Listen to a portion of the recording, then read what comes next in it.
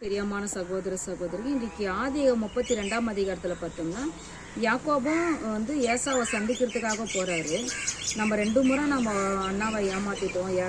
ஏசா நம்ம மேலே ரொம்ப கோபமாக இருப்பார் அப்படின்னு சொல்லி கற்பனை பண்ணி என்ன பண்ணுறாருன்னா, நான் லாபான் கிட்ட வேலை செஞ்சேன் அப்படின்னு சொல்லி வேலைக்காரங்கிட்ட வெகுமதிகளை கொடுத்து அனுப்புகிறாரு.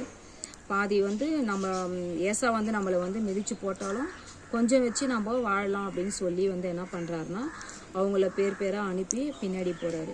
ஆனால் அன்றைக்கி பாருங்கள், ராத்திரியெல்லாம் தேவனோடு அவர் போராடி ஜெபம் பண்ணும்போது தேவன் என்ன பண்ணுறாருன்னா, 2 பேருக்கும் நடுவில் ஒரு சமாதானத்தை கொடுக்குறாரு. அப்போது இந்த அதிகாரத்தை நம்ம வாசிக்கும் போது நம்ம என்ன கற்றுக்கலாம் அப்படின்னு சொன்னால், நிச்சயமாக நம்மளை மடங்கடிக்கணும் அப்படின்னு சொல்லி ஒரு மனிதன் நம்மளை தேடி யுத்தம் பண்ண வரும்போது தேவனை நோக்கி நம்ம ஜெபம் பண்ணும்போது நிச்சயமாக தேவன் நமக்குள்ளே ஒரு சமாதானத்தை கொடுப்பாரு அப்படின்னு சொல்லி இந்த வசனத்தின் மூலம் நான் கற்றுக்கிட்டேன். ஆமீன்.